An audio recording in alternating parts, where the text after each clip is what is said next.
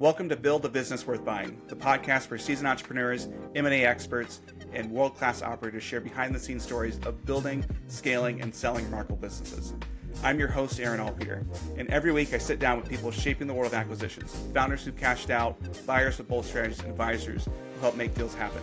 This is not a podcast for beginners. It's for those who know the grind and want actionable insights to make their next big move. Get ready to take notes, rethink your strategy, and hear untold stories of what it takes to build a business worth buying.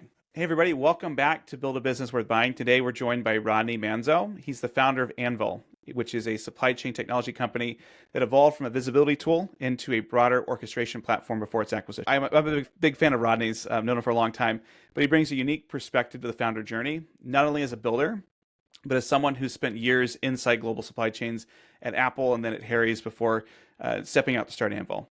Anvyl was acquired by Sage last year. And what's really interesting about his story is it's not just about the exit, but it's about the intentional evolution of Anvyl and changing the business model, changing the product as things went along. And so ultimately, being able to find product market fit, moving into enterprise sales, and then finding the right time and the right buyer. So in this episode, we're going to dig into how Rodney knew when it was time to pivot, what he learned about building enterprise value, and then what the due diligence process was like, from someone who's on the inside. And I've known Rodney for a long time. I consider him a friend and a mentor. We met just before you launched Anvyl, and it's been great to watch your journey as a friend, as a colleague, and ultimately as a customer. So Rodney, thank you so much and welcome to the show. Thanks, Aaron. And the feelings are completely mutual. I'm excited to be here. Awesome. So let's kind of dive right in. I'd love to kind of start with your history before Anvyl. You were at Apple, you were at Harry's, and I'd like to get your thoughts into how those experiences shaped the hypothesis for what would eventually become Anvyl. Yeah. So I will say I've really done one thing my entire life, and that's really supply chain and operations. So academically, I studied supply chain, industrial systems engineer. I did that at West Point. I was in the military. I had a commitment. And I had two roles. One was supply chain, very specific, buying and moving things around the world. The other, I was jumping out of planes, blowing up things. Clearly, I couldn't continue to do that in this type of environment. So I kept on doing supply chain. I went to business school for supply, really focused on supply chain there. Apple launched numerous programs and products, really learned kind of how to do that at scale. And then Harry's Grooming when they were a tiny startup to seeing them where, I won't say where they're at today, but they've scaled. And throughout that entire world was really where I was getting like kind of an itch. And like I saw pain with, what I saw that I was doing day to day, which was, managing Excel, really WeChat, all these manual tools. And it was like black box, hair and fire. And that's kind of what I was doing prior to Anvyl. Yeah, so talk to me about that pain. So, what was it that you were doing? What was kind of the aha moment of, hey, somebody should solve this, and that somebody should be me? Yeah. So you think when I was doing purchasing at Apple, I have hundreds of millions of dollars of spend, not the same scale at Harry's, but I had tons of money to buy things. And what we kept on seeing is if you looked at the team, they're in silos. So everyone's like managing their particular suppliers, which they could be overlapped in their email, Excel, and maybe you'd have a ERP that you're feeding financial information into. But really, it's all this Excel-driven, intelligence, if you will, or lack thereof. And it was confusing. And so in order to get an update or understand anything, I'd have to go through each global supply chain manager and understand what was happening within the supplier. And even worse, we would just go over to whatever, Asia or Middle East or wherever in North America to sit with the suppliers to figure it out.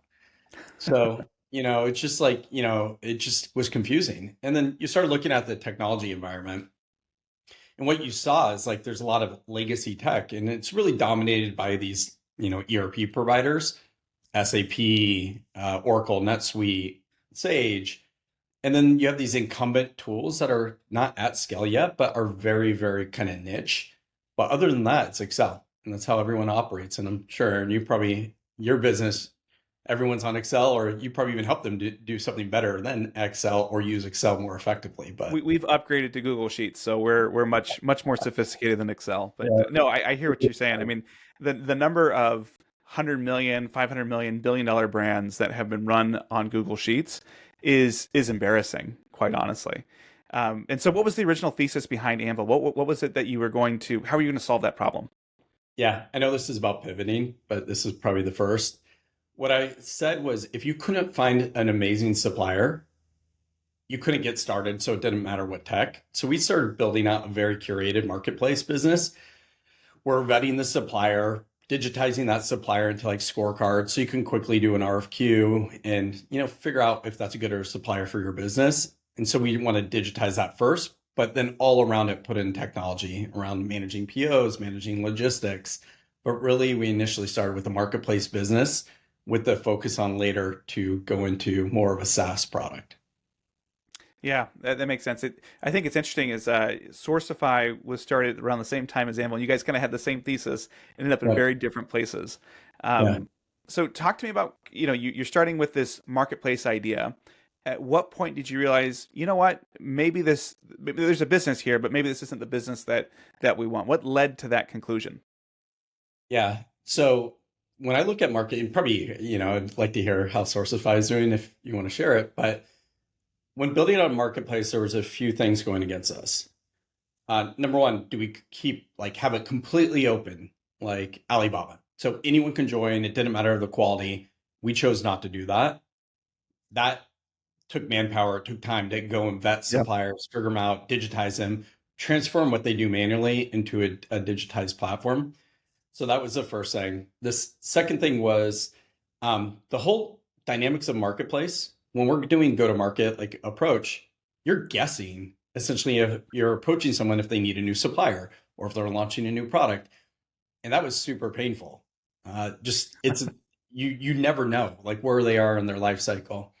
And lastly, the whole marketplace, it's very choppy. And then you have things like disintermediation and, venture backed businesses, they don't want to see your revenue going up and down month over month. They want that nice little J curve. They want to see you 2 to 3x year Mhm. over year.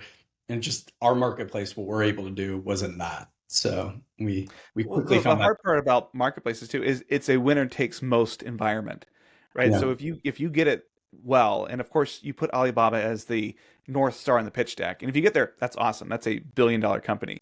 But Yep. it's really hard to get there, and you have to do a lot of things right. You have to have a lot of people know who you are and have good enough experiences to come back and tell their friends. And Yeah, so, yeah, it's a pretty big mountain to climb. I agree. I don't think I'll ever do a marketplace business again if that's if that's telling. But yeah, we saw a lot of things not working with the marketplace. So we thought, going into the essence of pivot, that was like the first major pivot we had. Yeah. And just to compare on the Sourcefy side, I think the idea was when they were in YC, the idea was that they were going to have a tech-enabled sourcing team, kind of similar sort of idea. And Yeah, then that kind of turned into, well, actually, if we connect people to factories, and that factory ends up doing a bad job, they blame us, right? of So course. so we need to be in the middle of this. And so it kind of turned into more of this managed manufacturing service with tech on top of. And so that's worked really well for the team. But to your point, we're constantly talking about how does the business need to change and evolve, and how do we take advantage of the new tools, because we the sourcing business is an interesting time where it used to be, oh yeah, source from China, maybe India, you're good to go. And now it's like, oh shoot, no, I gotta look at 50 different countries. I gotta be able to pivot back and forth very quickly. And so it's an interesting moment for that area. So I think you made the right decision, certainly, back when you guys did that. Yep. I still have aspirations for like someone to win here, and I would love to see it. Hopefully it's Sourcify, but it's just really hard. And you do get pulled in, right, as a service provider. But For you're sure. right. They point the finger. And we had that happen to us multiple times. We're like, hey, in our contract, you own that relationship. But it didn't even matter, even with what they signed. Yeah, yeah. There's the legal reality, and then there's the brand reality, Yeah. where you don't want people to say, "Oh, Anvil hooked us up with a crappy supplier." Okay, so that was the first pivot, going from an open marketplace to more of a SaaS business. What was the idea around the SaaS business first? Like, what were you Yeah. going to do first? Even go back. Our first pivot was actually before we launched. And then I'll Okay. go into SaaS business. I think this is probably a funny story and one that just shows you how naive I was out of the gate. Originally, we called the business Evergreen, and Evergreen in manufacturing is like a product that never ends. I thought it was a good play. Yeah. What I didn't really know is, in all my pitch decks, Evergreen, Evergreen, we had all the branding, everything against that. Well, I couldn't buy evergreen.com because guess what? A major organization owned that. Yeah. I couldn't do anything around SEO, around paid, nothing because guess what? A major organization owned that. So we actually had to pivot away from Evergreen into Anvyl. So it's funny that even at the beginning, and I break down pivoting like three ways. A pivot from your team, and that team, you could say, do we have the right people for the things we want to do? But also, can we as a business support that team? So team first. The second pivot is your go-to-market strategy. Marketplace go-to-market strategy is very different than a B2B SaaS go-to-market strategy. And lastly, a product pivot. Are we creating the right product for the things that we need to do? So when we moved from a marketplace business, it was all three. So, and this is very unfortunate. And I think this is what a lot of startups don't talk about is about like riffs and like failure. And we had our first riff at that point where we had to let go about 50% of our company because we're changing the team. We needed a team that wasn't a marketplace driven team, but was a B2B SaaS team. So you can think about like the, supply chain professionals that were in the company just were no longer needed.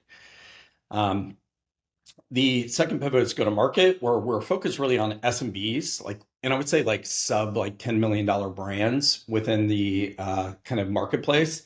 I don't know if Sourcify has traction up market, but we just never had, up market traction. So we moved from that into more of like the 10 to $200 million range. That was initially at least. And then lastly, just a huge product pivot where we knew we had so many shortcomings in the product. We just had to adjust it left and right. So that's really was a big like change within the tool. And then the mindset was, can we make a more of a procure to pay product that had sourcing, but that wasn't really the major focus. It had order management and inbound logistics, and then build collaboration, visibility, intelligence against that across like the first mile of the supply chain. Yeah. I think what you guys ultimately ended landing on for many years there was this idea around placing a PO and then getting the inbound freight coming. It was like, Flexport at the time was making tons of waves because you could see in your dashboard where things were going. And you're like, hey, we're Flexport for everybody else. And you guys also integrated with Flexport. But I thought that was so useful as a consumer. And we were kind of like shelling out Anvyl everywhere we went with our different clients. How did you come up to understanding that that was the thing that someone wanted and then doubling down on that? What we looked at is a few things. Number one is we just went very deep in our users and we talked to them all the time just to understand what they wanted, what they didn't want, what would be helpful for them, and also non-users. So we kept on doing marketing research just to kind of get a pulse. But also we looked at our product and we just saw what people were using or not using, because that's telling. You could create a million different things, but if people don't use them, why would we invest more money into those features? So what we did see, and we essentially were Switzerland as a tool where we didn't care what freight forwarder, we didn't care what technology, like you would connect.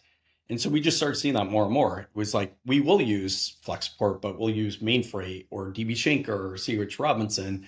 And we're like, that's great, we have you. So like you're saying, we'll be Flexport for everyone else, or we'll also be Flexport for you with visibility. Yeah, that's great. So talk to me about kind of as you had found something, hey, we've got product market fit, we're going to double down on this. How did you go about just the balance of growing too quickly, right? And making your investors super happy versus growing too slowly and maybe having things atrophy. Like, how did you know what was the right level of stress that the organization needed to have? Even to this day, I never thought we grew too quickly or quick enough. So that's always a challenge. And even if you hit 100 million and probably, revenue, you're like, okay, how do I get to a billion? So it's always like that. The bar is always just higher and so much harder. But what we try to do is just dynamically, we're like, if you look at the business fundamentals, you're looking at like CAC, LTV, are you growing like kind of efficiently? Churn, are you reducing your churn? And then overall, like where are you as far as burn and runway? And when you're constantly looking at that, you're trying to balance each one of those metrics. So maybe you're investing more in marketing, so you're going to increase your burn 1 month, but the other month you're like, hey, we need to actually focus a business on profitability, so we're going to focus more heavily on sustaining our current customer base or cross-selling or upselling, other dynamics there. But it was always a play between where were we at in certain stages. And Anvyl was I guess we just hit 8 years in May, just after the acquisition. But it was like a constant balance from day one to year 8. What we eventually got to, and I think the hardest pivot was that about a year and a year and a half ago, we were like, we have to be a profitable business. The dynamics that we see within venture are changing, which it was, where the kind of fast growing or high burn companies are not getting the valuations or getting the funding that they were just a year ago. So we made a hard pivot and we're like, you know what? We have to let some people go. We have to pull back on marketing spend, and we are just going to be a business that can sustain itself. And we did. We got to that point where we tried to, but it's an unfortunate pivot going to team where you had just a great group of people, and it's hard to recruit, it's hard to get people, and it's hard to retain them, that we had to let go. But the business fundamentals changed at that point. Yeah. That's got to be really difficult to do that. I mean, talk me through how you as a CEO, you probably are recognizing that, hey, there's a really difficult decision that someone's going to have to make, and that person's name is Rodney. How do you go about preparing yourself for that and saying, all right, I get an idea that this is probably what we should do. How do you go from that should do to the actual conviction that, yeah, we're doing it? And even though it's going to be painful, I know that I can look the rest of the team in the eye and say, this is the right thing we got to do. Yeah, I think there's a few things and the most important thing is transparency.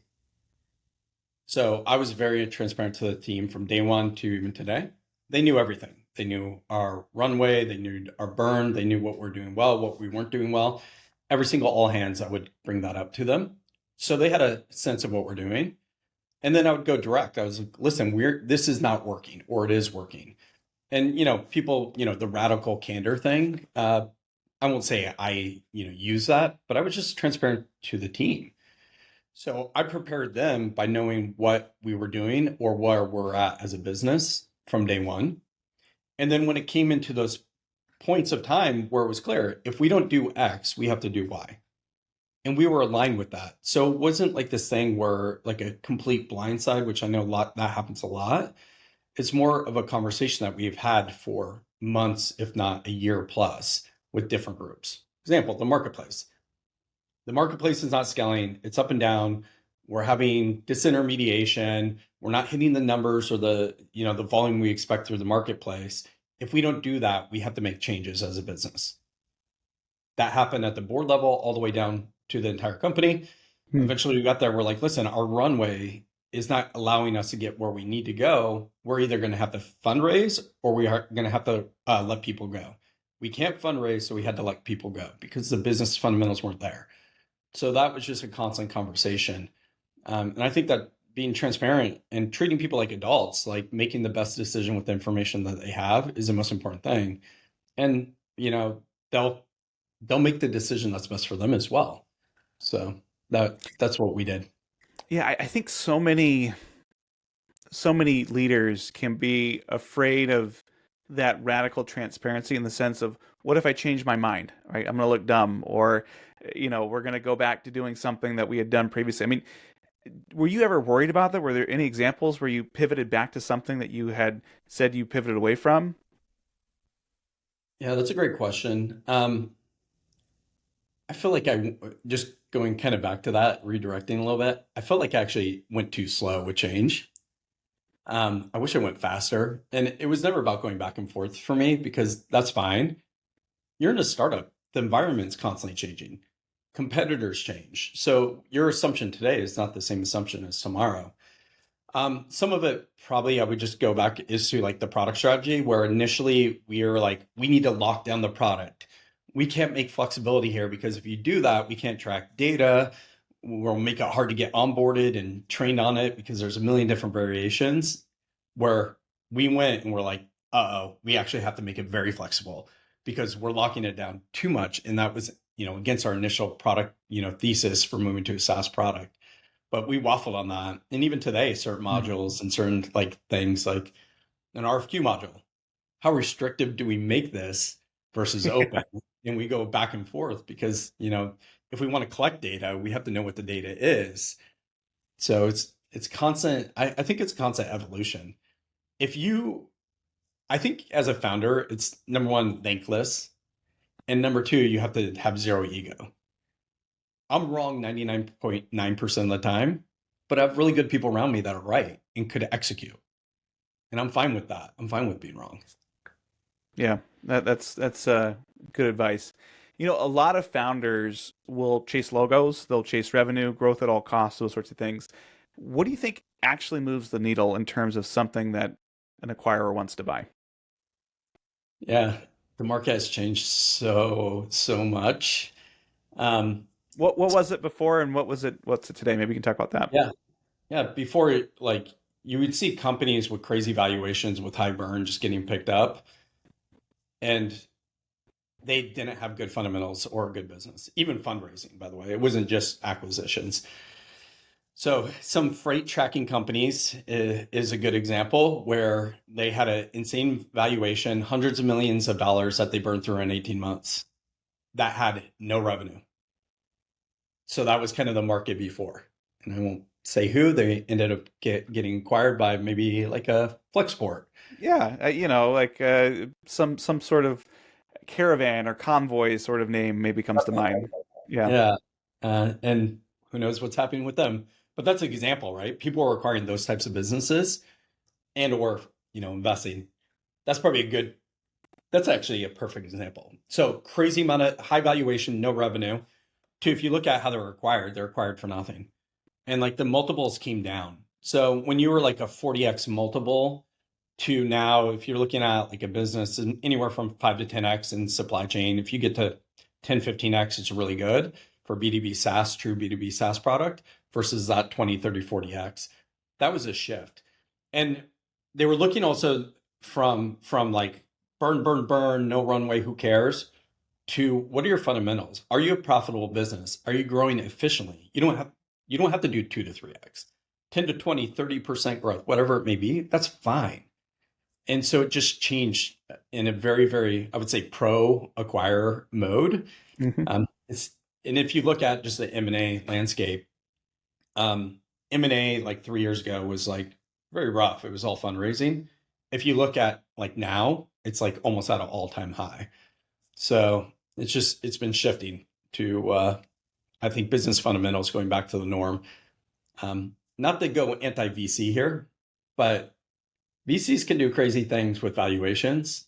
And if you go into the public market and you look at these companies, you would see that they're half the valuation of most of these private companies. Yeah, well, the whole SPAC effort showed that pretty easily. I mean, the VCs are incentivized to mark that investment up because then they can show their portfolio is returning 10x, 15x, things like that. They can go raise the next fund.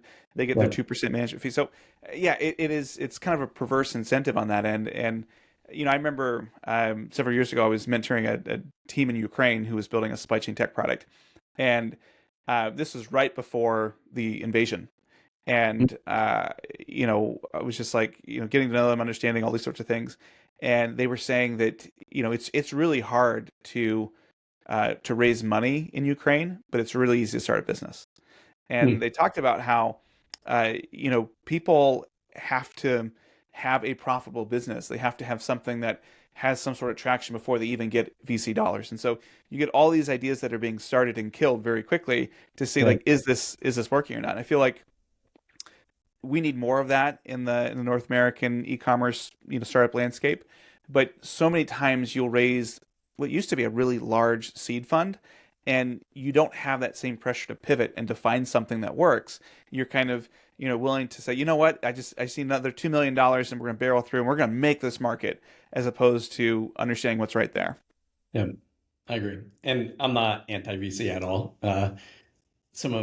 Actually, all my early mentors are VCs. So I think it's a right type of capital for the right types of companies, Hmm. but the market just is constantly changing. And with that, VCs adapt, but also, like publicly traded companies like Sage, when they acquired us, they adapt as well. Yeah.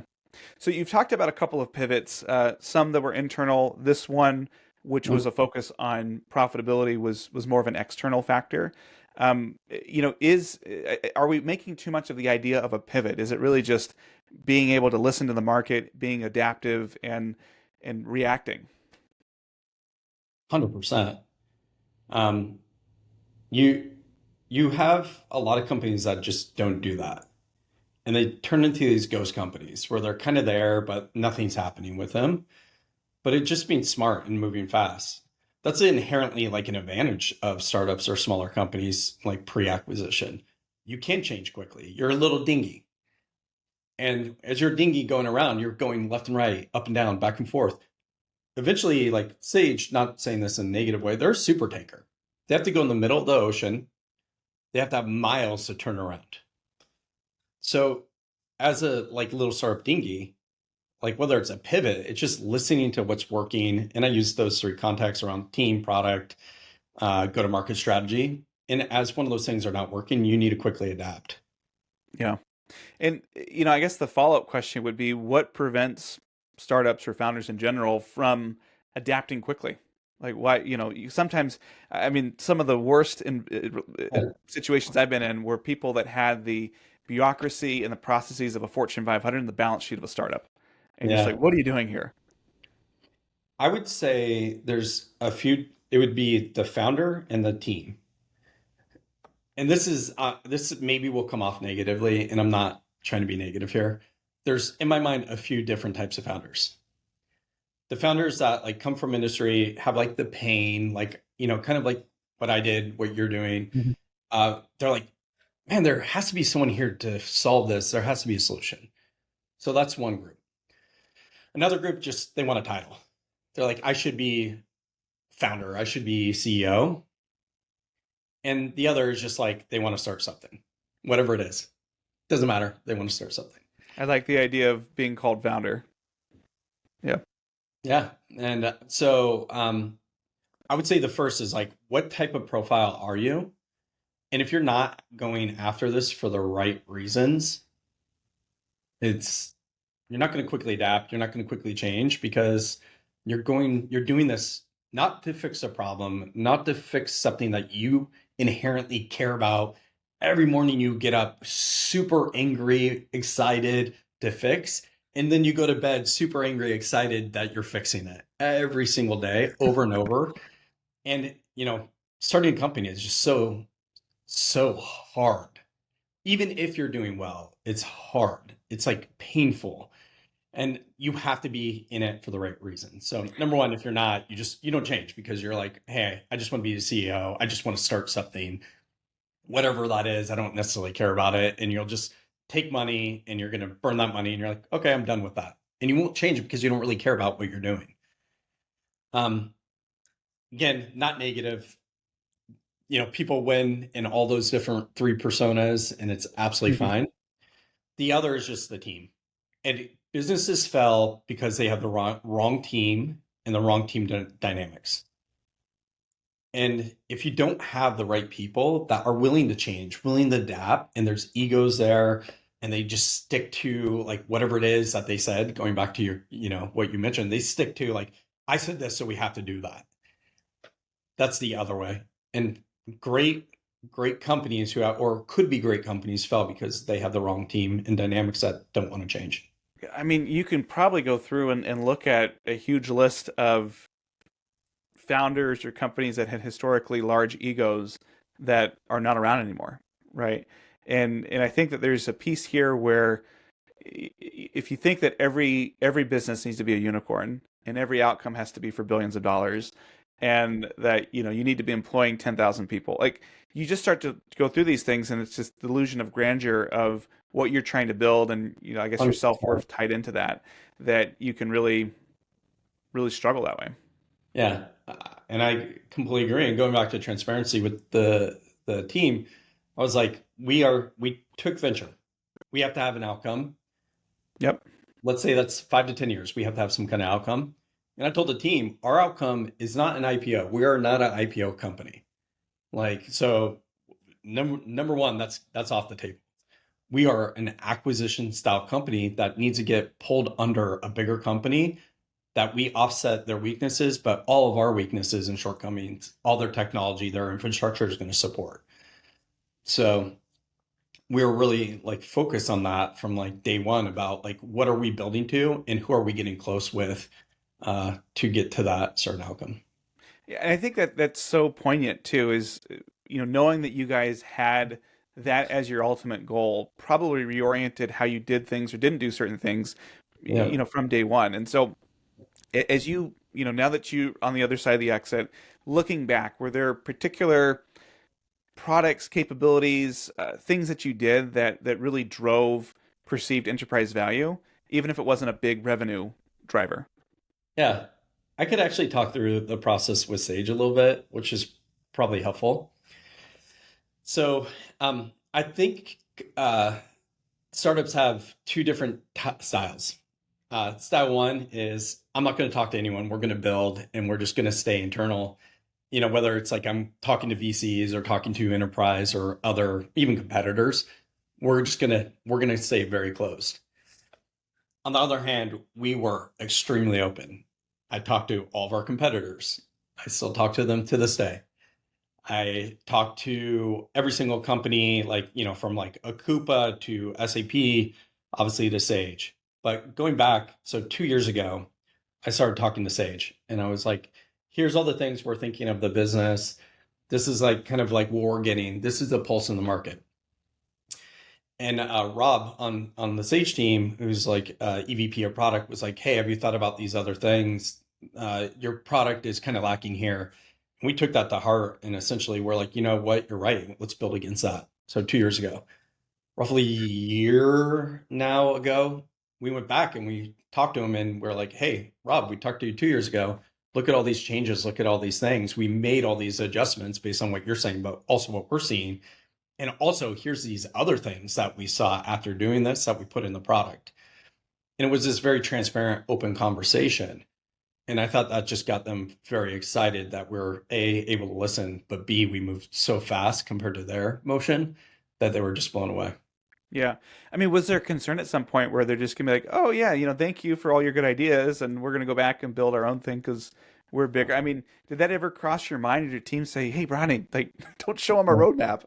Yeah. I mean, you and I both know this. I mean, think about how big supply chain is. It's just so vast, so large. And I didn't think in this particular industry, only one player is going to win. No, I didn't have absolutely. that mindset. So I think I was using it both. This in reverse, they should have the same concern because I'm able to develop product in weeks versus them having two releases a year. So it's kind of a mutual concern. I think it's Probably two more sides. risk on their side, honestly. Yeah, without a doubt. I mean, it should be because like we can go and eat their lunch because we don't have any business constraints that they do, being a publicly traded company out of Europe. So we're a startup where we break things, we move fast, where they can't. Just inherently, you can do that. Yeah. No, that's a really interesting point. When you started having these conversations, 2 years before the exit, was it with the intent that, hey, I think you should buy us one day, or was it kind of an organic, hey, we're already integrated with you guys anyways, and we like you, or like, where was that line? It was pure partnerships originally. So we're talking, I mean, we're deep in every, ERP, not just Sage, like SAP, NetSuite. So it's for us, we're trying to build these partnerships and this partnership motion to get like, fix or improve our go-to-market strategy. Hmm. Efficient going to Sage with millions of customers, more efficient going to them versus us having to go to each individual customer. It's just For sure. that's inefficient motion. So it's just pure partnership at the time.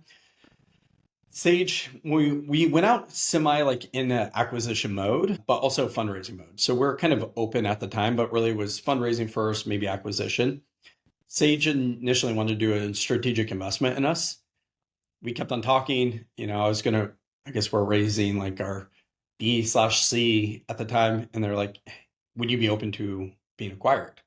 So they actually shifted it on us. And then, with the board, we got to a place where we said, we saw where we were with the business. And we're like, this is the amount of runway. This is what we need to get to that next milestone for fundraising. Do we think that's a better outcome? Or should we go with Sage, who's a leader in the space that, again, fixes our shortcomings, would be a good outcome for the team? What's the better option?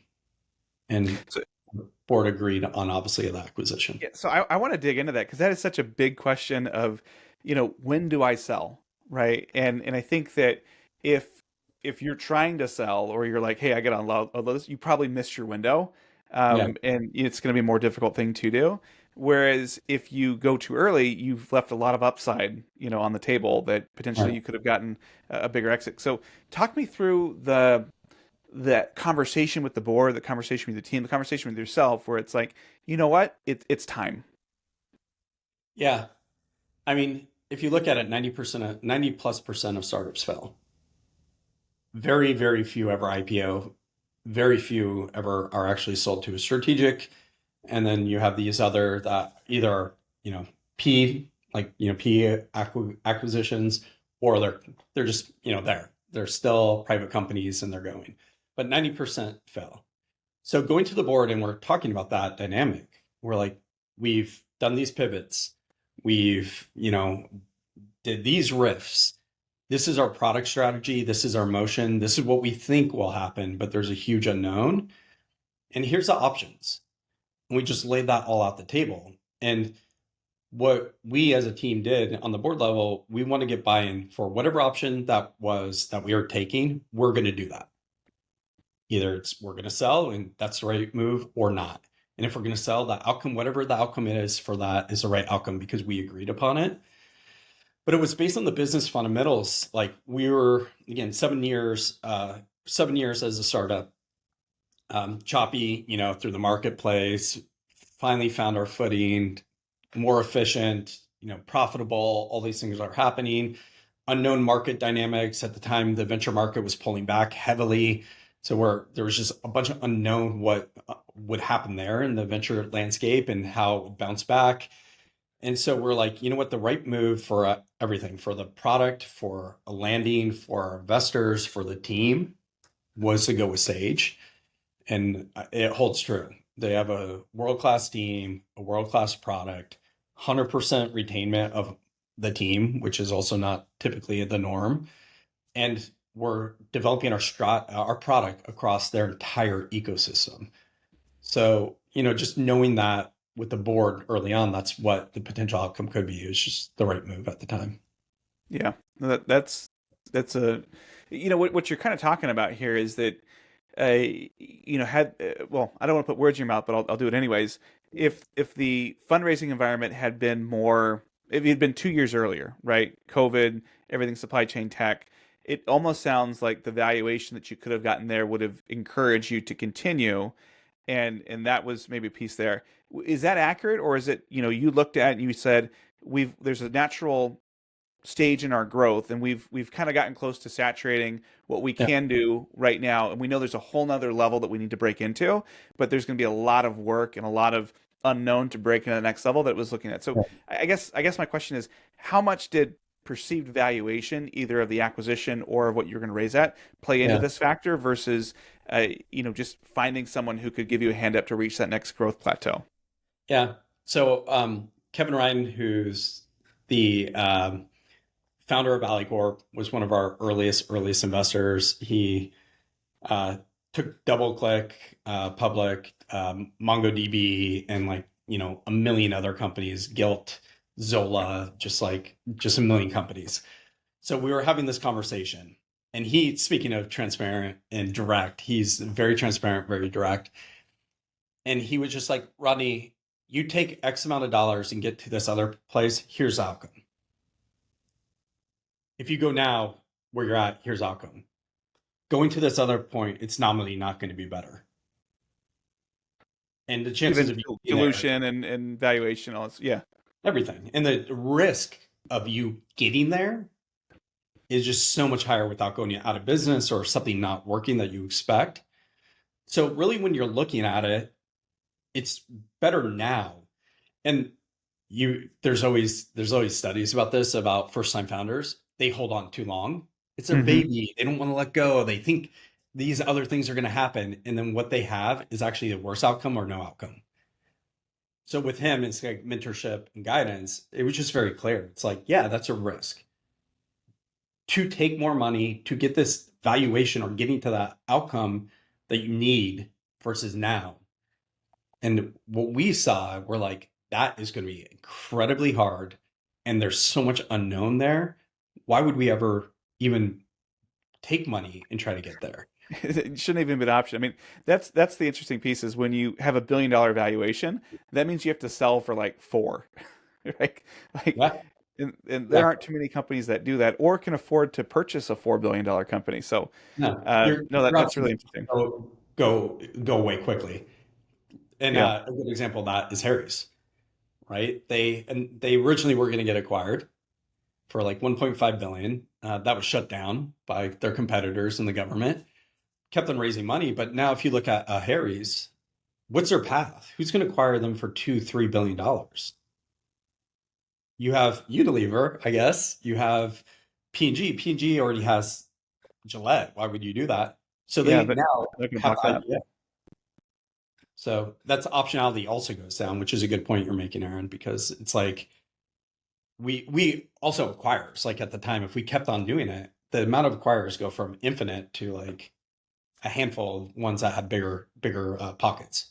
Yeah. So if you had to kind of sum this up, what is the ideal profile for, a supply chain tech company to be acquired? I mean, where is that sweet spot where, there's lots of people who are interested in you, and you're going to get the right amount of outcome with the modest amount of effort, as opposed to needing to boil the ocean and change the Yeah. world. Are you making technology that offsets something that one of these Yeah. strategic has? Would be one, right? Like you you have something there. Like are you in it, something there with the technology could be like different segmentation, market segmentation, different group, different country, uh, whatever you're doing within the product. And, for us, they didn't have supplier relationship management, order management. They had inventory management, they had planning, they had ERP, they had accounting and finance tools. This was a new product category that they never had that they could put across that entire environment. Mm. The other is like the fundamentals for any of these companies. And everyone looks at different things. Hey, we immediately, like, let's say we have thousands of customers, they could immediately put their products against that customer base because they don't have them today. So for that could be super attractive versus you have a small customer set, a great product, but you're offsetting that in reverse. They're going to push all their customers into your tool, which they can drive an outcome. But it's all these fundamentals. But at the end of the day, I do think strategics care about profitability now. They care about sustained and controlled growth. And that's just the landscape we're in today. Makes a lot of sense. Talk to me about the due diligence process. So you'd had known Sage for a few years. They Uh-huh. had kind of asked the question of like, hey, maybe instead of investing, we buy you guys outright. How quickly did that process go? What was surprising to you about the due diligence process? Because this was, I think, your first time going through that, right? Oh yeah. Oh yeah. I was shocked of a few things. Number one, how much you have to do for this. And number two, how many people are involved in this process. So if you look at Sage, they have, I mean, they're huge, 13,000 plus employees or colleagues, global company. They're all around the world. So you have product, you have finance, you have M&A teams, and then literally dozens of other teams that are taking a look. And that's just Sage. And there's all these different processes. Then they also bring in external technology groups to go and dig into your product. And it's dig into your product around risk, It's around capabilities. They do penetration testing, all these different things. You have an external accounting company that comes in. It was Deloitte. They're coming in, and Deloitte obviously has a whole 10-person team that's doing a look. You have external legal teams, and then the entire process. We're talking about. I still have these sheets that we had to go off of. The diligence across everything around finance diligence, product team, etc., had to be 1,000 to 2,000 different line items that you're going through constantly, and you have to provide a data room of materials against that. I had no clue how many people were involved, and I had no clue how robust this was and how long it actually takes. And anyone going through this, you better buckle up because like I got a term sheet with a pitch deck that took me 10 minutes to put together. That is the exact opposite process that during the M&A process, which was just a shocker. But it took about, for us, they're fast tracking this. So once we said yes, signed the LOI to like officially, was the M&A process was complete, was about 4 months. For them, that's an extremely fast track. Normally for them, it's about 6 months process, but it was 4 months of going through those hundreds and thousands of line items with all these different groups every single day for that entire period of time. It's a very, very intense process. And one where if you're not serious about this, you're wasting so much time for you and your team. Obviously we had an outcome here and a good outcome, but I could only imagine what I would have done with that. Literally 4 months of straight diligence all day long. You could have continued to build your product. You could have continued, execute across your go-to-market strategy. It literally paused the entire company for 4 straight months. Oh, for sure. I mean, it's a huge distraction, right? And there's just the opportunity cost is enormous in the way you're framing it there. And it wasn't just you; it was probably your entire your best minds are being pulled in to talk through this, and so that can be Yep. really difficult. Looking back now, is there anything that you would have done differently to have been more prepared or to have made that due diligence process a little bit easier to digest?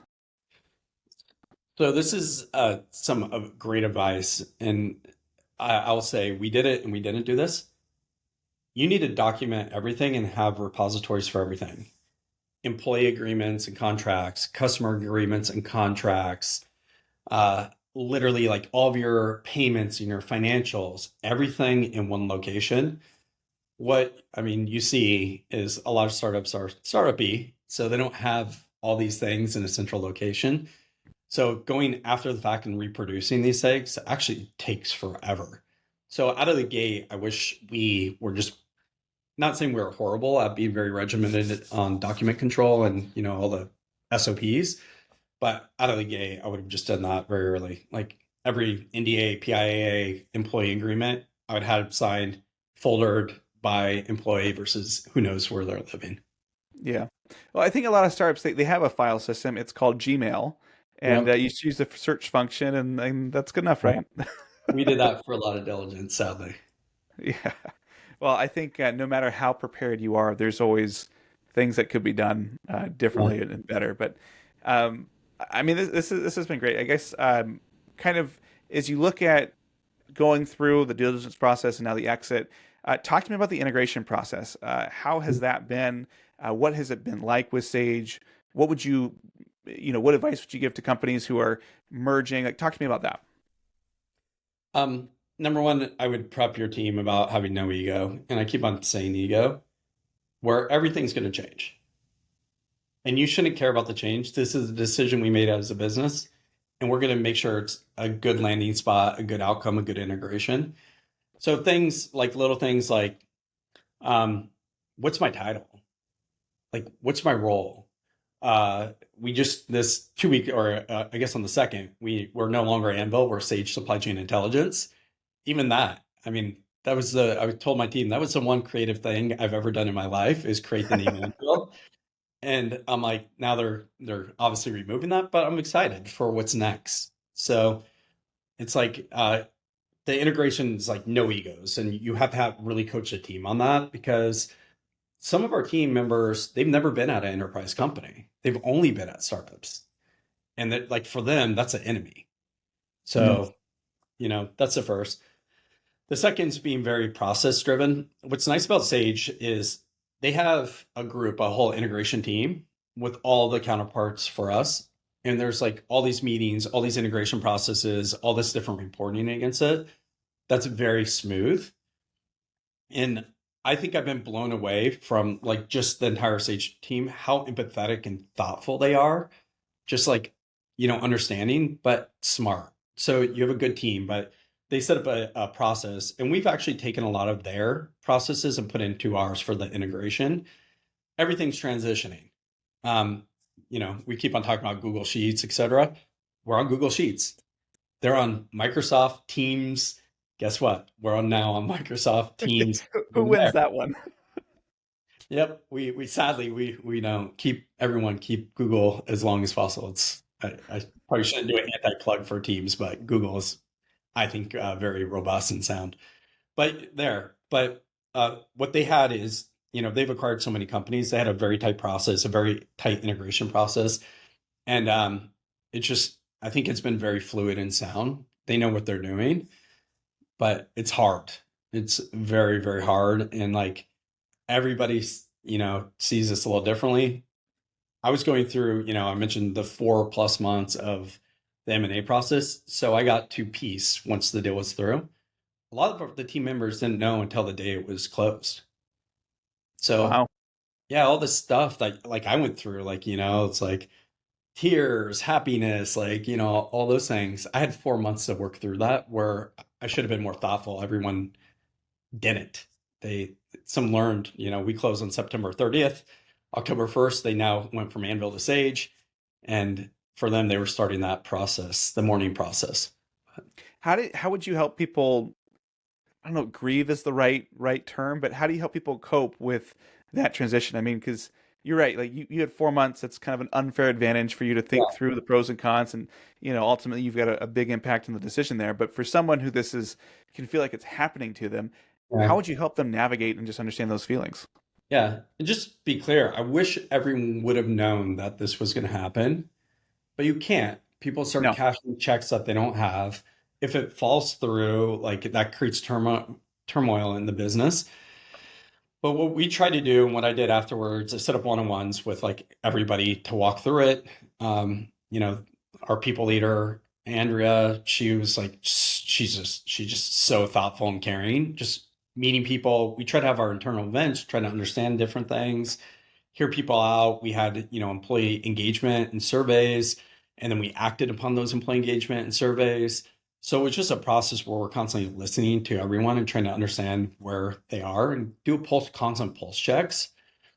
It's in September, it'll be a year, right? We're not even a year into this acquisition, but we continue that process and do pulse checks and constantly trying to understand how people are, what they're feeling. Every day gets better, but again, everyone feels like, differently about this outcome, and that's okay. It's where everyone's we have different people in the organization. So Yeah. Well, Rodney, this has been a real treat for me. Thank you so much for coming on and sharing your story. We've always got two questions that we like to ask our guests to wrap up things on Build a Business Worth Buying. And the first question is, what's the best example of a moat that you've seen a business build? yeah, I love this question. I wish we had a stronger moat. When I think about this question, it's tough. It's really tough to build a moat. I was thinking about this in a few factors. I know this is probably supposed to be a quick, direct question, but I look at network effects and I laugh Mm. because I just talked about Microsoft, but they have such huge network effects across their entire ecosystem. It's unbelievable. They have that moat. Same with Meta. What they've done across social, it's been unbelievable. Then I look at like the companies, sadly, that have extremely high switching costs. They have the moat around that. SAP. I've never heard of anyone that left SAP and went to like anything else unless they were for some reason failing and they had to remove it. But the ERP, so SAP, Oracle, like Sage, the switching cost is just so high for these. You have all of your data, all of your information, everything ends up getting connected there. It's like impossible. And then economies of scale. It's like Amazon. It's like, is someone going to ever disrupt Amazon right now? I don't know, maybe, but you just get to the scale. So those are the three where I look at moats, and they all have different moats across those different like categories. I love it. Yeah, those are really good examples. And those companies are probably going to be around in 50 or 100 years, because of those. If you were to start over, knowing what you know now, what's one thing that you would do to start building a business worth buying? I was the most naive, just I would say dumb founder out of the gate, just to be clear. So I would say it's blind luck. Number one, I would not do that again. What I would do is I would go very deep in a hypothesis and constantly test that hypothesis with user studies, user interviews, prototyping before I did anything. And I would have that thesis just completely locked. In reverse, if you look at it, what I did is had a thesis, a pitch deck, fundraising, and then started doing everything around user research and studies, because naively I thought I knew what the market wanted because I was in supply chain, and I couldn't have been more wrong. Hmm. Yeah, I think the humility and being willing to take correction is just kind of a common theme I'm seeing throughout the whole Right. conversation. Well, Rodney, this was like I said, this was great. Really appreciate you doing this. I've learned a lot. I know our listeners have learned a lot as well. If someone wants to get in touch with you or Sage, what's the right way to do that? I'm Rodney.Manzo at Sage now, but I'm on LinkedIn or anything else. So if you reach out to me, I'm very responsive. I promise I'll respond. Awesome. And thank you for tuning in to Build a Business Worth Buying. Please let us know how you thought about this episode by leaving a review and subscribing. We'll be on next time. Thanks. Thanks for joining me on Build a Business Worth Buying, brought to you by ISBA Consulting. I hope today's conversation gave you real insights into scaling smarter, selling better, and thinking like a strategic operator. If you found value in this episode, make sure to subscribe, leave a review, and share it with someone who's building their own sellable business. Until next time, remember, the real win isn't just building a business, it's building one worth buying.